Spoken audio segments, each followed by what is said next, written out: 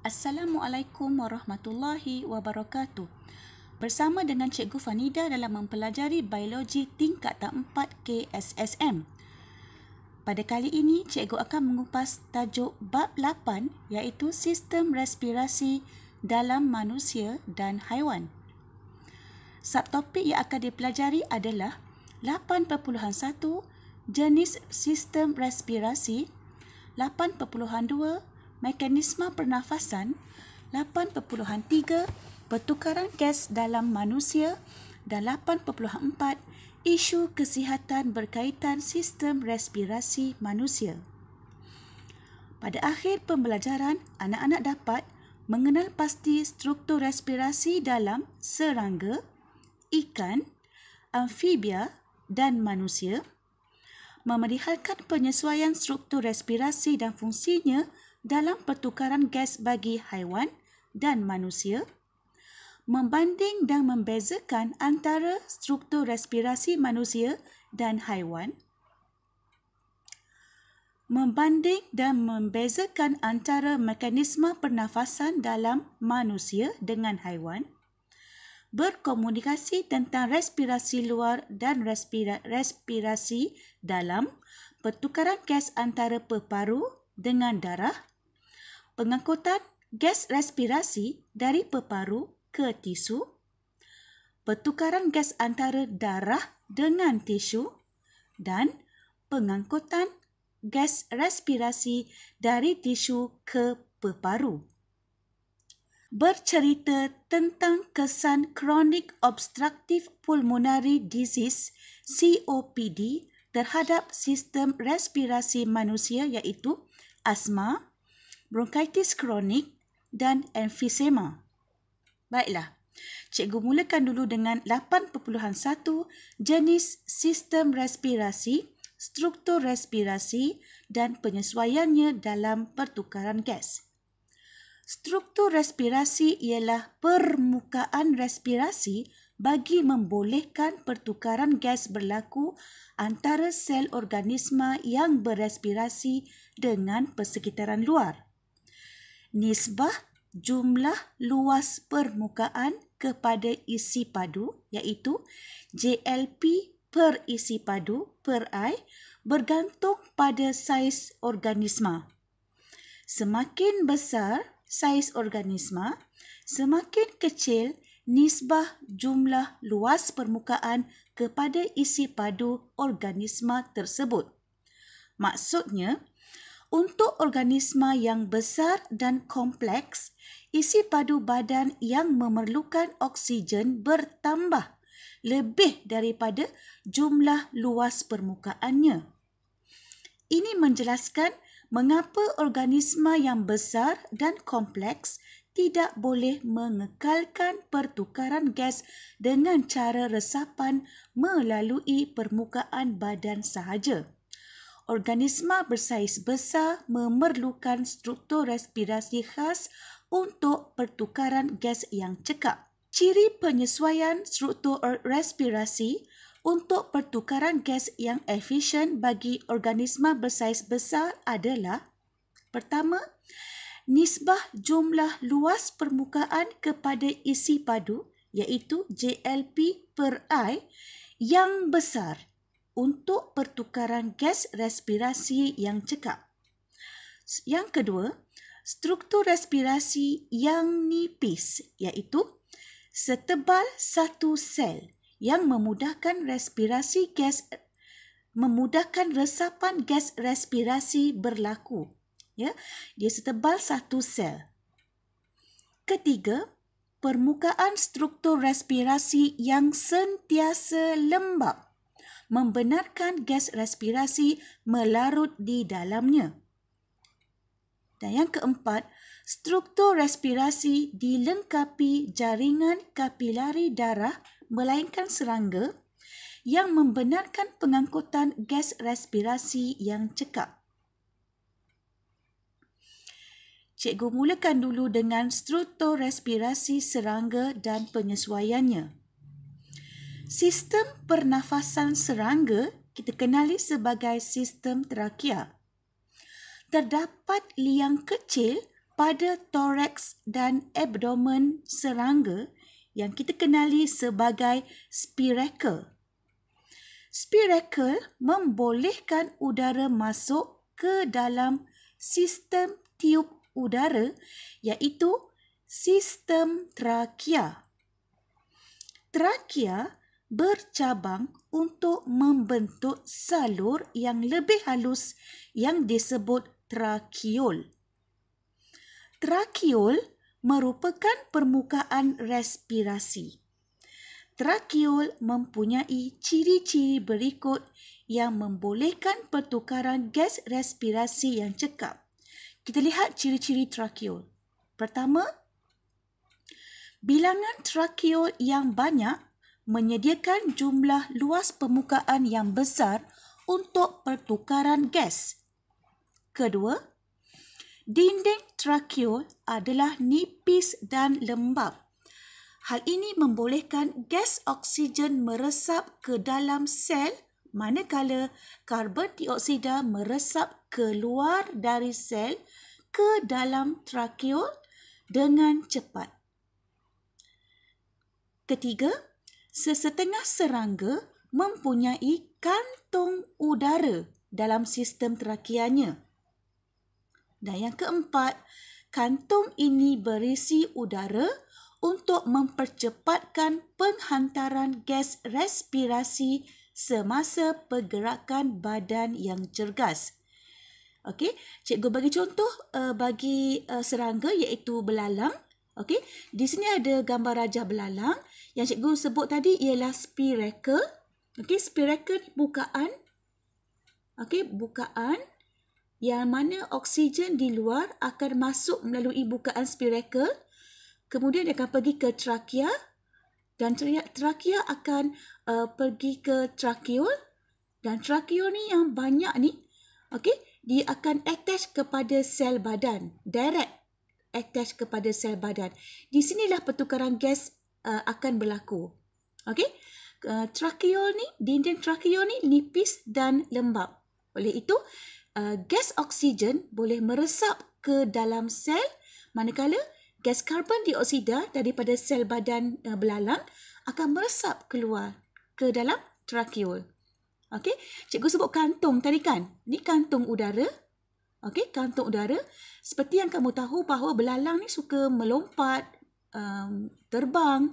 Jadi pergerakan yang cergas ini, kantung udara ni akan mempercepatkan lagi penghantaran gas respirasi supaya belalang boleh bergerak dengan cergas. Okey, seterusnya. Okey, ada uji minda 1. Jelaskan mengapa sistem pengangkutan tidak diperlukan untuk mengangkut gas respirasi dalam serangga. Cikgu tak ada sebutkan sistem pengangkutan dalam gas dalam serangga tadi. Kenapa? Apa jawapannya? Okey, ini dia. Cikgu sebutkan daripada trakeol dia attach kepada sel badan kan. Ini jawapan dia ya. Setiap sel badan dalam badan serangga dibekalkan dengan satu trakeol yang memasuki sel secara terus untuk membolehkan pertukaran gas berlaku. Ini disebabkan dia direct kepada sel badan, maka pengangkutan tidak diperlukan untuk mengangkut gas respirasi dalam serangga. Itu kelebihan serangga. Seterusnya, struktur respirasi ikan dan penyesuaiannya. Struktur respirasi ikan ialah insang. Insang terdiri daripada barisan filamen yang disokong oleh lengkung insang. Ciri-ciri filamen berikut membolehkan pertukaran gas seperti pertukaran gas respirasi berlaku dengan cekap. Okey, kita lihat apa ciri-ciri dia. Okey, pertama, filamen mempunyai banyak unjuran nipis dan pipih yang kita kenali sebagai lamela.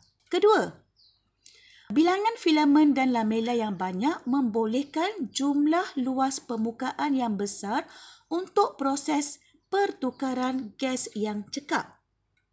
Ketiga, membran lamela insang adalah nipis dan dibekalkan dengan banyak kapilari darah bagi memudahkan peresapan dan pengangkutan oksigen dan karbon dioksida. Okey, cikgu teruskan lagi dengan struktur respirasi katak dan penyesuaiannya. Okey, ini katak. Okey, ada cikgu tunjuk peparu katak di sini. Okey, ada dua ni, satu, dua. Dia macam berlipat-lipat tu paru-paru dia. Kemudian kulit. Okey, kita pergi dulu dengan kulit. Okey. Dalam keadaan kurang aktif, katak menggunakan kulit untuk pertukaran gas. Kulit katak adalah nipis dan sangat telap terhadap gas respirasi. Kulit katak yang lembap membenarkan gas respirasi melarut ke dalamnya. Kalau kita pegang katak, kulit katak tu dia lembap, sejuk-sejuk macam tu. Okey, lembap. Sebenarnya untuk membenarkan gas respirasi melarut pada kulit katak. Di bawah kulit katak terdapat banyak jaringan kapilari darah untuk mengangkut gas respirasi. Ini dalam keadaan yang kurang aktif. Kulit yang mainkan peranan untuk pertukaran gas.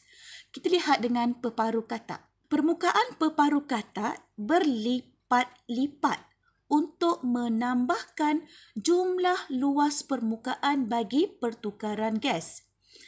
Membran peparu yang nipis memudahkan resapan gas respirasi. Okey, dinding peparu yang sentiasa lembap membolehkan gas respirasi melarut ke dalamnya. Kalau cikgu sebut perkataan lembap, awak ingat dengan melarut, gas respirasi melarut. Okey, kalau berlipat-lipat, kita refer kepada jumlah luas permukaan. Ingat tu, kalau membran peparu, kalau sebut nipis, untuk memudahkan resapan gas respirasi. Okey? Peparu juga kaya dengan jaringan kapilari darah untuk mengangkut gas respirasi dengan lebih cepat. Ini peparu katak. Okey, last kali, struktur respirasi manusia dan penyesuaiannya. Ini struktur dia. Struktur respirasi manusia, alveolus, ya, di mana alveolus lah tempat pertukaran gas respirasi berlaku. Okey, pada alveolus ni cuba lihat ada banyak jaringan kapilari darah. Okey, cikgu teruskan. Struktur respirasi manusia ialah alveolus yang mempunyai ciri-ciri pertukaran gas respirasi yang cekap, iaitu bilangan alveolus yang banyak menyediakan jumlah luas permukaan yang besar untuk peresapan gas respirasi. Kedua, dinding alveolus sentiasa lembap. Tadi kan cikgu sebut kalau lembap, larut. Apa yang larut? Gas oksigen dan gas karbon dioksida boleh melarut dengan mudah. Dan seterusnya, meresap melalui dinding alveolus ke dalam kapilari darah.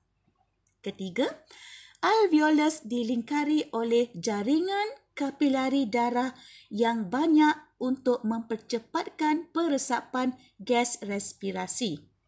Dan last sekali, dinding alveolus nipis setebal satu sel. Untuk apa? Untuk memudahkan peresapan gas. Okey. Kita ada uji minda yang kedua. Tadi kita bincang tentang peparu amfibia dengan peparu manusia. Okey, mengapakah peparu amfibia tidak secekap peparu manusia? Siapa tahu? Kalau kita recall balik masa kita tingkatan menengah rendah dulu, kita ada bincang tentang sistem respirasi manusia yang mana dia mengandungi apa? Ada otot-otot diafragma, kita ada sangkar rusuk. Tapi paru-paru amfibia tak ada kan? So, inilah jawapan dia. Amfibia tidak mempunyai sangkar rusuk dan diafragma. Peparu manusia ada. Jadi, sangkar rusuk dan diafragma ini membantu perkembangan pengembangan dan pengecutan peparu. Jadi amfibia ni tak ada sangkar rusuk dan diafragma. Okey, cikgu teruskan lagi. Kita lihat perbandingan dan perbezaan struktur respirasi manusia dan haiwan. Sebelum tu, kita lihat dulu persamaan dia. Persamaan pertama, kesemua struktur respirasi mempunyai nisbah jumlah luas permukaan kepada isi padu yang besar untuk pertukaran gas respirasi yang cekap. Kedua, kesemua struktur respirasi nipis dan ini memudahkan resapan gas berlaku dengan cepat. Cikgu sebutkan nipis, luas permukaan. Okay. Ketiga, lembab tadi. Okay. Kesemua struktur respirasi sentiasa lembab dan ini membenarkan gas respirasi melarut ke dalamnya. Okay. Yang keempat, struktur respirasi dilengkapi jaringan kapilari darah. Tapi serangga tak ada darah. Okay. Kita tak panggil darah untuk serangga. Jadi, jaringan kapilari darah ni untuk yang ikan, amfibia, manusia tadi membenarkan pengangkutan gas respirasi yang cepat. Okey. Perbezaan pula kita lihat dari segi ciri struktur respirasi dan bagaimana nisbah jumlah luas permukaan kepada isi padu yang tinggi bagi struktur respirasi yang diperoleh. Kita lihat serangga dulu. Okay. Serangga mempunyai trakeol, ikan, filamen dan lamela insang, katak, kulit dan peparu, manusia, alveolus. Okey. Kita lihat pula ciri yang kedua.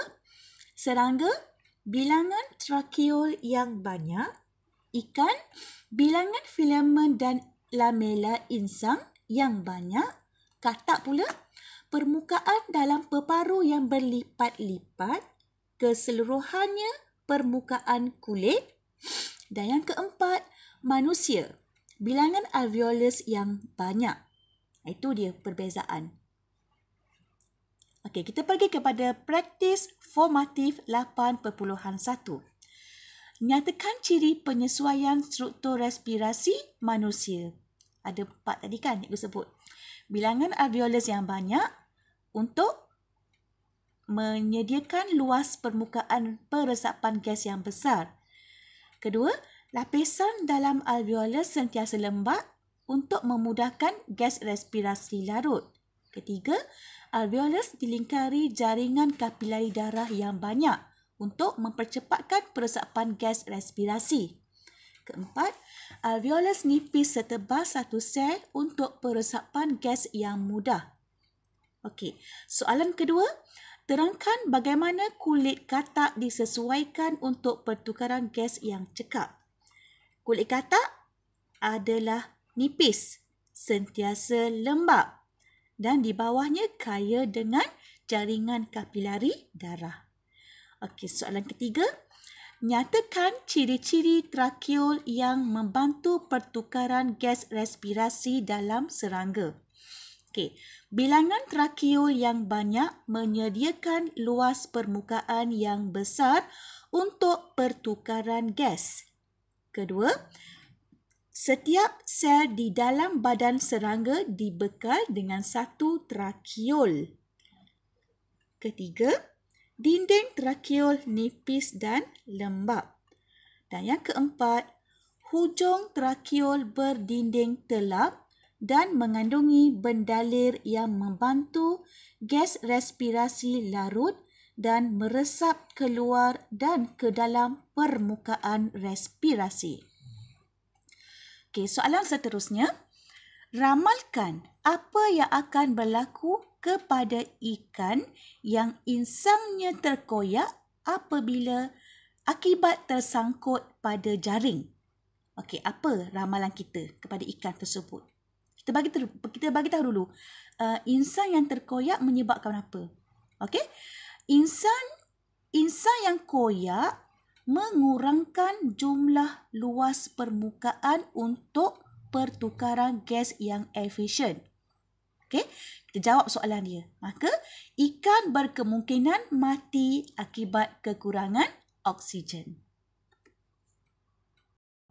Baiklah, Kita teruskan dengan 8.2 mekanisme pernafasan. Pernafasan merupakan proses tarikan dan hembusan nafas yang berulang. Okey, itu pernafasan. Okey, kita pergi kepada pernafasan serangga dahulu. Okey, sekali lagi kita rujuk belalanglah ya. Okey, semasa menarik nafas, otot abdomen mengendur. Hal ini menurunkan tekanan udara dalam trakea dan udara memasuki trakea melalui spirakel. Okey, ini oksigen daripada luar. Okey, dia akan masuk ke dalam spirakel di sini pada abdomen ni. Okey. Kemudian semasa menghembus nafas, otot abdomen mengecut. Ini meningkatkan tekanan udara dalam trakea dan seterusnya memaksa udara keluar melalui spirakel. Ini dia gas karbon dioksida keluar daripada spirakel. Okey, seterusnya mekanisme pernafasan katak. Katak bernafas melalui rongga mulut dan peparu apabila berada dalam keadaan aktif. Okey. Ini mekanisme katak ya. Tarik nafas, kita tengok. Apabila katak bernafas melalui lubang hidung, mulut dan glotis tertutup dan dasar rongga mulut diturunkan. Okey, ni mulut tertutup, mulut katak tertutup. Kemudian glotis juga tertutup di sini. Okey, tertutup. Kemudian dasar rongga mulut diturunkan, akan dibesarkan macam ni. Kita pernah lihat kan katak, kalau kita tengok katak, dia macam ada bergerak gitu kat bawah dia. Itu semasa dasar rongga dia mulut tu turun. Itu semasa katak sedang menarik nafas. Okey. Tekanan udara yang rendah dalam rongga mulut menarik udara masuk ke dalam rongga mulut melalui lubang hidung. Okey, ini lubang hidung. Okey. Kemudian tekanan yang rendah dalam rongga mulut tadi sebab dia dah turunkan dasar rongga tadi, maka udara rendah, maka dia akan menarik udara masuk ke dalam mulut melalui lubang hidung. Apabila glotis terbuka, ya, ni glotis dah terbuka dah ni. Okey, tengok anak panah dia. Udara dah masuk. Lubang hidung pula akan tertutup dan dasar rongga mulut akan naik. Yang ni dia besar kat sini kan. Masa tu dia turun. Yang ni dasar rongga mulut akan naik. Okey. Kemudian tekanan udara yang meningkat menolak udara ke dalam peparu. Okey, hembus nafas pula. Okey, apabila peparu mengecut. Okey, ni peparu ni mengecut. Udara disingkirkan daripada peparu. Hal ini dibantu oleh tekanan abdomen dan sifat kekenyalan peparu. Sebahagian udara keluar melalui lubang hidung, manakala yang selebihnya bercampur dengan udara di dalam rongga mulut. Okey, glotis terbuka lagi dan lubang hidung buka. Okey. Kita pergi kepada mekanisme pernafasan ikan. Okey, ikan dibantu oleh tindakan mulut dan operculum. Okey. Ikan melakukan ventilasi dengan berenang dan dengan membuka dan menutup operculum. Operculum ni duduk di bahagian tepi muka ikan tu, yang seperti macam piring macam tu, yang sekeping tu. Okey, kalau kita lihat ikan berenang, operculum macam terbuka, tertutup. Itu operculum dia, tepi muka ikan tu. Okey, ini mendorong air masuk ke dalam mulut dan seterusnya melalui insang. Ventilasi meningkatkan pengaliran air pada permukaan respirasi. Ini mekanisme pernafasan ikan, tarikan nafas dan hembusan nafas. Kita tengok dulu tarikan nafas. Okey. Apabila mulut dibuka, bahagian dasar rongga mulut diturunkan. Okey, mulut terbuka, dasar rongga mulut diturunkan. Okey, ni nak panah ke bawah, ke luar ni. Okey. Pada masa yang sama, ruang operculum dibesarkan dan bukaan operculum ditutup. Ini bukaan operculum. Yang ni, ni dalam keadaan tertutup lah ni. Okey. Air akan masuk. Yang warna biru ni air masuk. Okey. Dia pergi ke lengkung insang. Ini lengkung insang yang warna pink ni. Lengkung insang. Okey. Semasa operculum dibesarkan, ruang operculum dibesarkan dan bukaan operculum ditutup, dia akan mengurangkan tekanan di dalam rongga mulut. Okey. Air dari luar yang mengandungi oksigen terlarut memasuki mulut. Okay, kita lihat pula dengan pernafasan ikan hembus nafas. Okey. Tengok mulut tertutup. Okey, dasar dia anak panah dia ke dalam. Maknanya dia dinaikkanlah. Kita lihat ya. Apabila mulut ditutup, bahagian dasar rongga mulut dinaikkan. Air akan mengalir melalui lamela insang. Okey, air tadi ni. Cuba tengok anak panah yang warna biru ni. Ini aliran air lah ni. Okey. Dia akan mengalir melalui lamela insang. Kemudian pertukaran gas antara darah dengan air berlaku secara resapan. Okey. Air yang mengalir melalui lamela ni mengandungi oksigen. So pertukaran gas pun akan berlaku di situ. Okey. Pada masa yang sama, otot operculum mengendur dan ruang operculum dikecilkan. Okey. Isi padu rongga mulut dikurangkan dan tekanan di dalam rongga mulut menjadi lebih tinggi daripada tekanan di luar. So, apakah jadi? Tekanan yang tinggi tadi akan menyebabkan air mengalir keluar melalui bukaan operculum yang terbuka. Semasa tarik nafas, operculum ikan tertutup kan. Jadi semasa hembus nafas, operculum akan terbuka, maka air yang mengalir melalui insang tadi akan terus pergi ke operculum dan keluar. Air yang akan keluar melalui operculum yang terbuka tu. Okey? Cikgu teruskan lagi. Mekanisme pernafasan manusia. Okey, tengok dulu dengan tarik nafas. Okey, pertama, otot interkostal luar mengecut, manakala otot interkostal dalam mengendur. Okey, luar mengecut, dalam mengendur. Kedua, tindakan otot interkostal tadi, kecut dan kendur tadi tu menyebabkan sangkar rusuk dinaikkan ke atas dan ke depan. Okey, pada masa yang sama, otot diafragma mengecut dan diafragma akan turun ke bawah. Dia akan menjadi leper dan mendatar. Okey, ini diafragma ni. Dia akan turun ke bawah. Cuba lihat anak panah biru ni. Dia turun ke bawah. Okey. Kemudian, kedua-dua pergerakan ini menyebabkan isi padu rongga toraks bertambah dan tekanan rongga toraks berkurang. Yang kelima, tekanan atmosfera yang lebih tinggi di luar akan mendesak udara masuk ke dalam peparu. Okey, ini tarik nafas. Kita lihat pula dengan hembus nafas. Okey, hembus nafas. Pertama, otot interkostal luar mengendur, manakala otot interkostal dalam mengecut. Tindakan ini menyebabkan sangkar rusuk digerakkan ke bawah dan ke dalam. Pada masa yang sama, otot diafragma mengendur dan diafragma melengkung ke atas berbentuk kubah. Okey, ni anak panah ke atas ni. Okey, dia melengkung ke atas berbentuk kubah.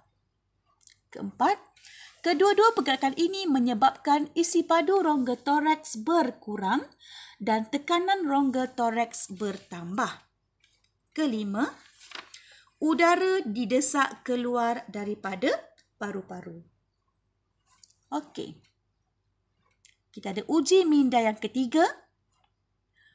Okey, sekiranya diafragma seorang individu tidak dapat berfungsi lagi akibat satu kemalangan, bagaimana keadaan ini memberi kesan kepada mekanisme pernafasan individu tersebut? Apa kesan kepada mekanisme pernafasan individu tersebut? Boleh nak fikir tak? Okey. Pernafasan menjadi sukar kerana isi padu dan tekanan udara dalam rongga toraks tidak boleh ditambah atau dikurangkan disebabkan soalan streskan pada diafragma.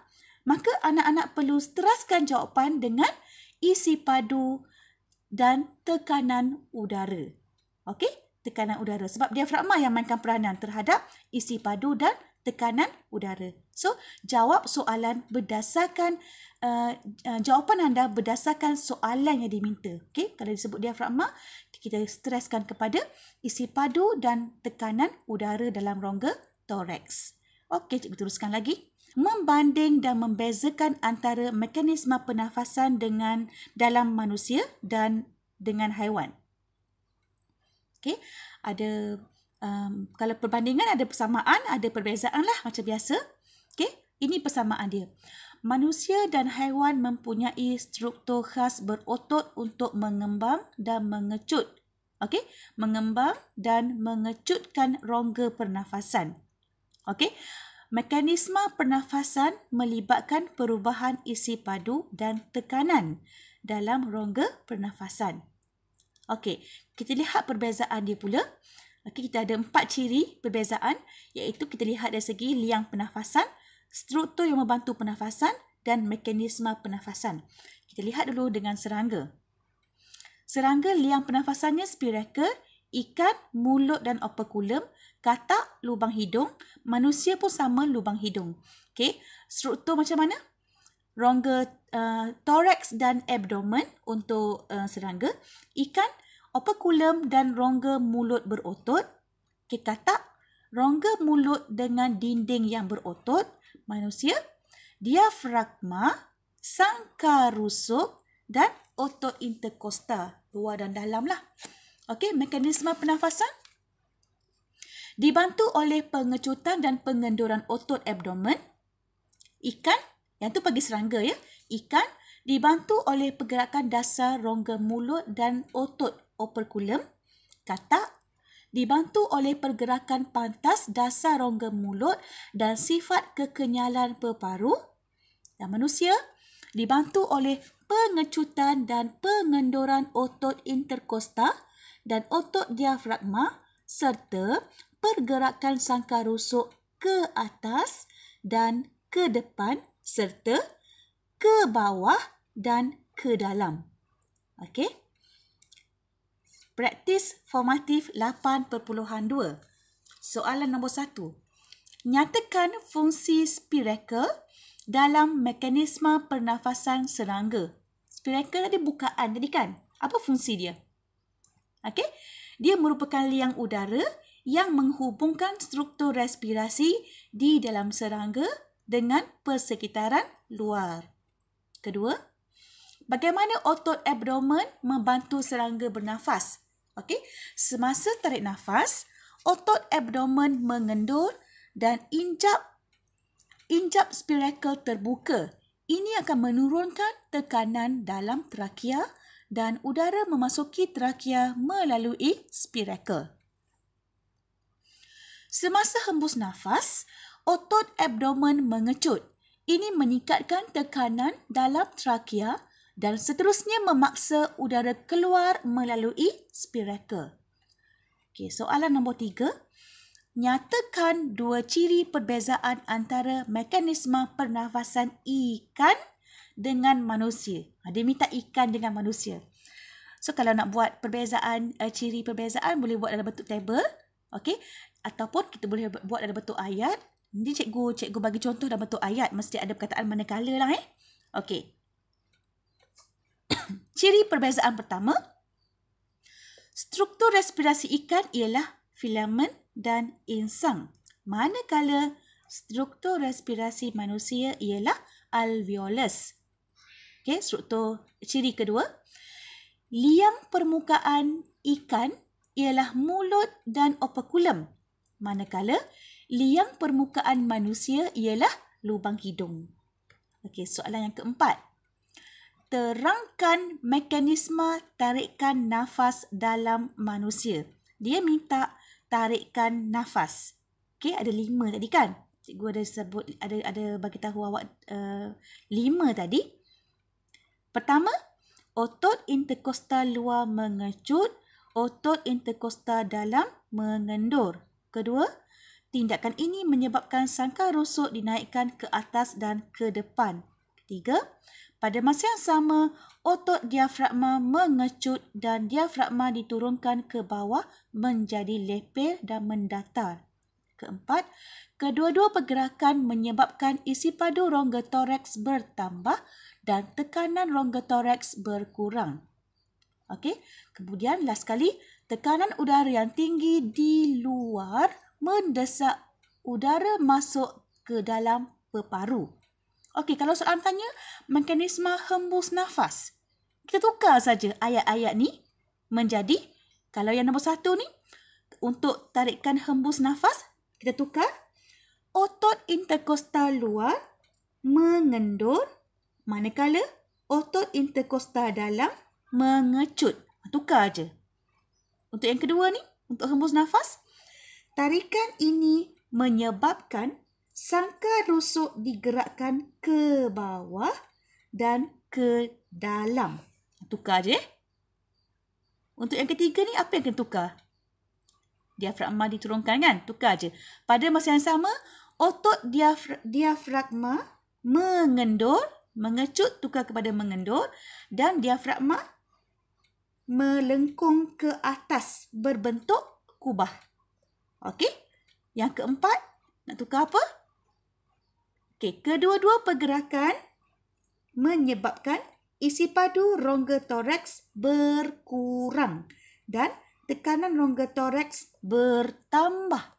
Tukar yang tu. Untuk yang kelima, awak tukar udara didesak keluar daripada peparu. Itu hembus nafas. Baiklah anak-anak, kita teruskan lagi dengan 8.3 pertukaran gas dalam manusia. Okey, kita akan bincangkan tentang tekanan separa oksigen dan karbon dioksida. Resapan gas bergantung pada perbezaan tekanan separa antara dua kawasan. Resapan gas berlaku dari kawasan tekanan separa tinggi ke kawasan tekanan separa rendah, iaitu menuruni kecerunan tekanan separa gas. Maksudnya, daripada tinggi ke rendah. Okey. Seterusnya, proses pertukaran gas dan proses pengangkutan gas respirasi. Okey, gas respirasi yang kita ketahui ialah gas karbon dioksida yang perlu dikeluarkan dan oksigen yang perlu diserap lah. Okey. Dalam peparu, darah yang memasuki kapilari peparu mengandungi tekanan separa karbon dioksida yang tinggi berbanding udara dalam alveolus. Ini kerana darah membawa banyak karbon dioksida disebabkan oleh respirasi sel. Okey, maka tekanan separa karbon dioksida akan menjadi tinggi dalam kapilari darah yang memasuki peparu. Okey, berbanding alveolus. Karbon dioksida meresap keluar dari kapilari peparu ke dalam alveolus dan disingkirkan melalui hidung dan mulut ke atmosfera. Okey, dia akan meresap keluar dari kapilari peparu ke dalam alveolus. Kapilari darah peparu ni yang kaya dengan karbon dioksida yang tinggi tekanan karbon dioksida, dia akan pergi ke alveolus yang rendah tekanan karbon dioksida. Okey, dia akan meresap ke alveolus. Okey, seterusnya, tekanan separa oksigen dalam alveolus tinggi. Kenapa tinggi? Sebab kita tarik nafas daripada luar, daripada persekitaran luar, oksigen banyak. Okey, kita tarik nafas, maka oksigen tu masuk dalam alveolus, maka tekanan separa dalam alveolus tinggi. Okey, berbanding tekanan separa oksigen dalam kapilari darah.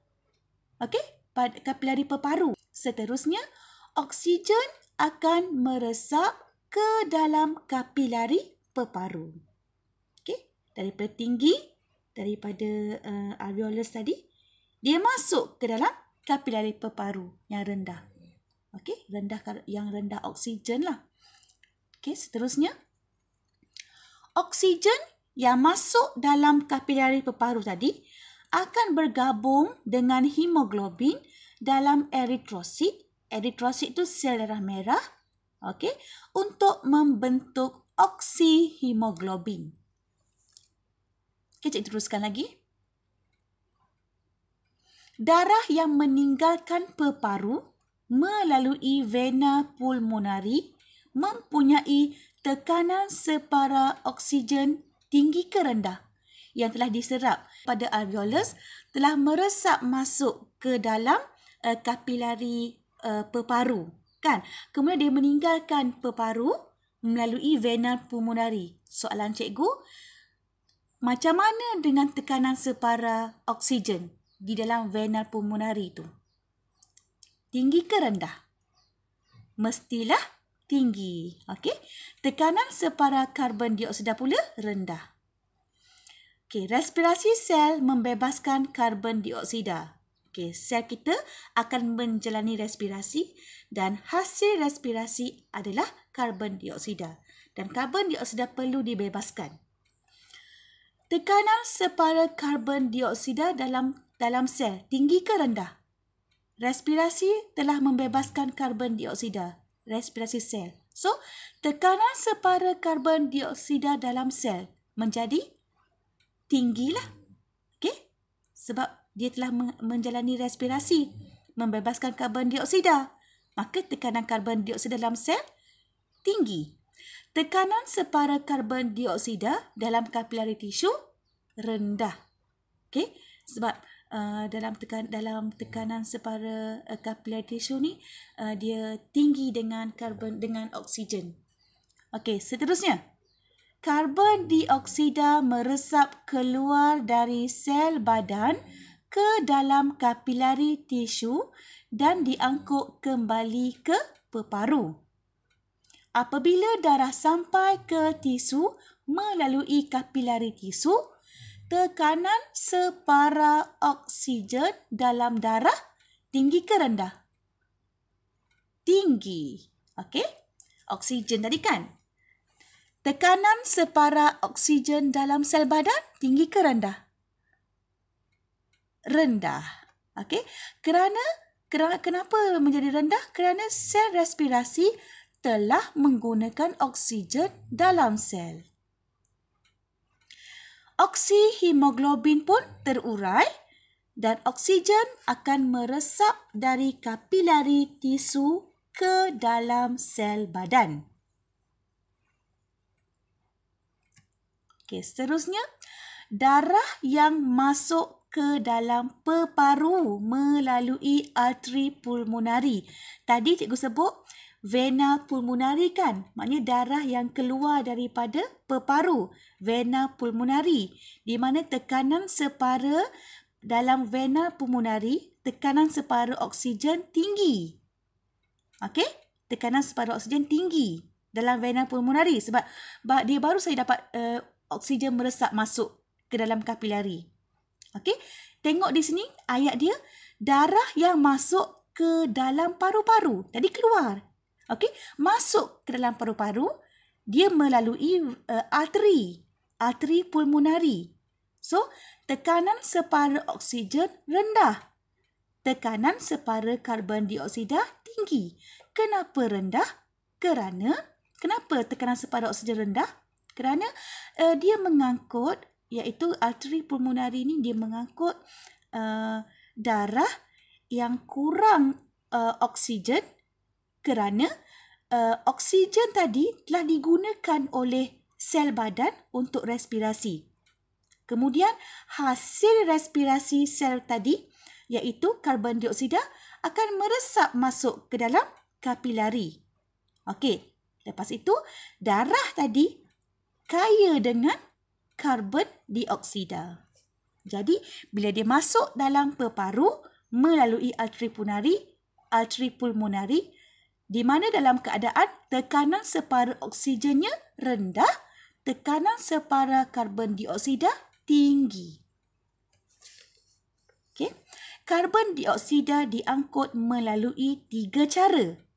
Cara pertama, 70% diangkut dalam bentuk ion bikarbonat HCO3 negatif. 3 negatif. Okey, 3 ni kecil ya. Typo di sini. Typing error. Okey. Seterusnya 23% karbon dioksida bergabung dengan hemoglobin untuk membentuk karbaminohemoglobin. Tadi cikgu sebut oksigen bergabung dengan hemoglobin. Apa dia? Oksihemoglobin. Tapi kalau karbon dioksida bergabung dengan hemoglobin, kita sebut karbaminohemoglobin. Okey, cara ketiga. 7% karbon dioksida terlarut diangkut sebagai asid karbonik. Okey, H2, 2 kecil kat bawah ni sepatutnya. CO3, 3 kecil kat bawah ni. Okey? Kita tengok dulu pengangkutan karbon dioksida dari sel badan ke kapilari tisu. Okey, karbon dioksida CO2 yang dibebaskan oleh sel badan berpadu dengan air H2O dalam eritrosit untuk membentuk asid karbonik. Ini yang betul ni, H2CO3. Okey. Kedua, enzim karboni anhydrase, okey, dalam eritrosit. Ini enzim yang duduk dalam sel darah merah, iaitu eritrosit lah. Okey, dia akan memangkinkan tindak balas ini. Asid karbonik, iaitu H2CO3, kemudiannya terurai kepada ion bikarbonat, iaitu HCO3 negatif dan ion hidrogen. Ada 2 ion tu, ion bikarbonat dan ion hidrogen. Okey, kemudian HCO3, iaitu ion bikarbonat tadi, meresap ke dalam plasma darah dan diangkut ke peparu. Okey, seterusnya, pengangkutan karbon dioksida dari kapilari peparu ke alveolus. Okey, cuba lihat. Setibanya di kapilari peparu, ion bikarbonat HCO3 negatif dalam plasma darah meresap semula ke dalam eritrosit. Apa jadi? Ion bikarbonat bergabung dengan ion hidrogen semula, kemudian dia akan membentuk asid karbonik. Asid karbonik kemudiannya terurai menjadi karbon dioksida dan air.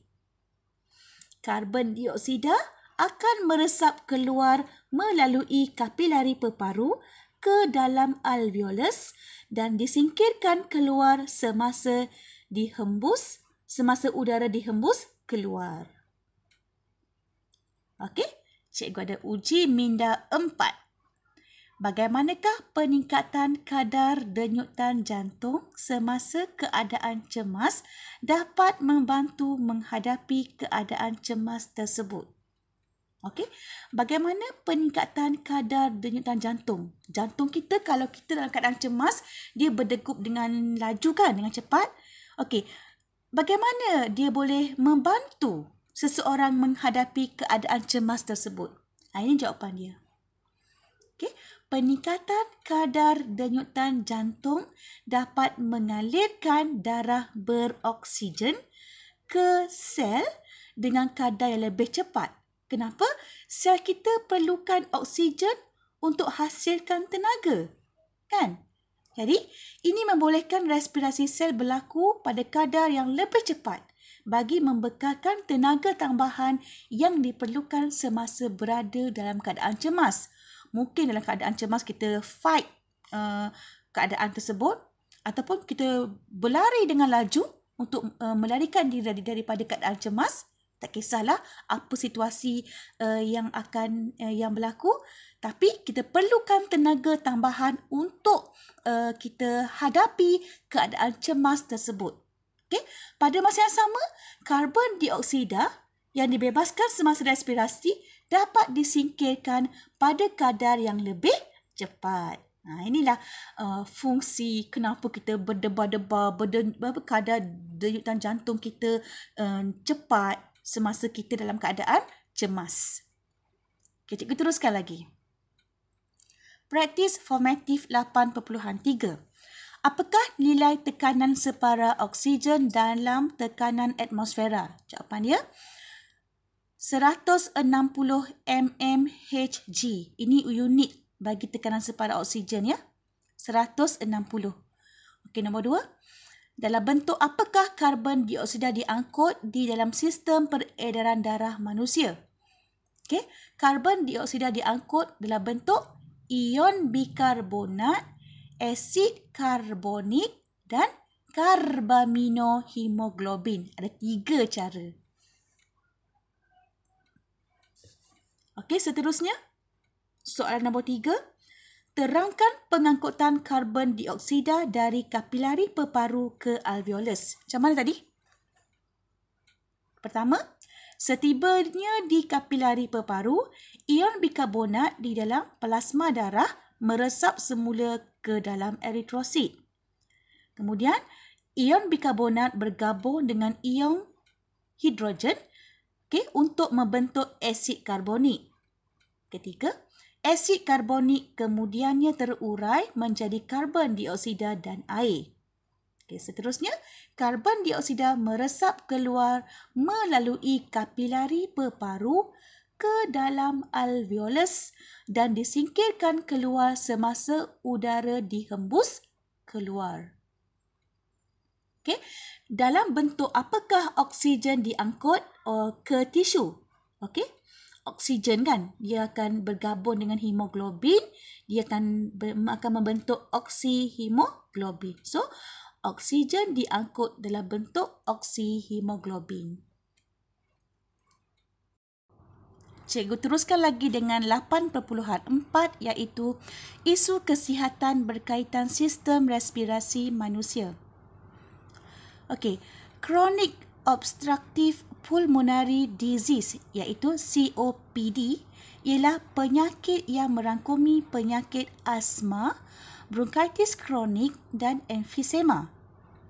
Dalam penyakit emfisema, alveolus hilang kekenyalan dan saiz bertambah.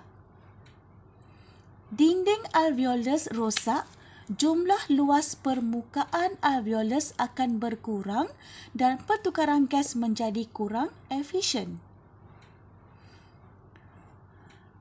Dalam penyakit bronkitis kronik, bronkiol menjadi radang, bengkak dan tersumbat. Ini akan mengurangkan aliran udara dan menyukarkan pernafasan. Mucus iaitu macam kahak gitu. Mucus yang banyak terbentuk pula menyebabkan batuk berterusan. Bila batuk berterusan, cilium akan rosak. Ini akan menyukarkan penyingkiran mucus. Bagi penyakit asma, dinding bronkiol menjadi bengkak dan menebal. Bukaan tiub bronkiol menjadi kecil dan laluan udara menjadi sempit. Keadaan ini juga menyukarkan pernafasan dan menyebabkan penyakit asma. Jadi pesakit asma sesak nafas. Cuba lihat rajah 8.7. kita lihat paru-paru pesakit COPD tadi. Okey. Ini dia. Ini bronkiol pesakit asma. Ini bronkiol yang normal. Okey. Kalau yang normal ni, cuba lihat laluan udara dia besar kan? Diameter dia besar. Okey. Kalau bronkiol penyakit asma, dinding bronkiol ni dia bengkak, okey, dan menebal. Jadi ruangan udara ni akan menjadi sempit. So dia akan menyukarkan pernafasan bagi mereka yang penghidap penyakit asma, okey, menyebabkan dia akan jadi sesak nafas lah, sukar untuk bernafas.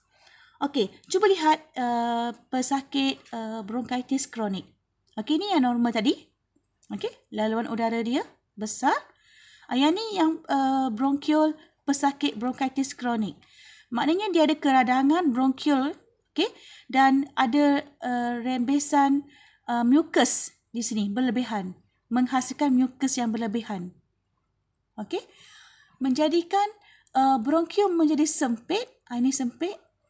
Okey, dinding alveolus rosak. Okey, dinding alveolus rosak. Ini pesakit alveolus pesakit bronkitis kronik.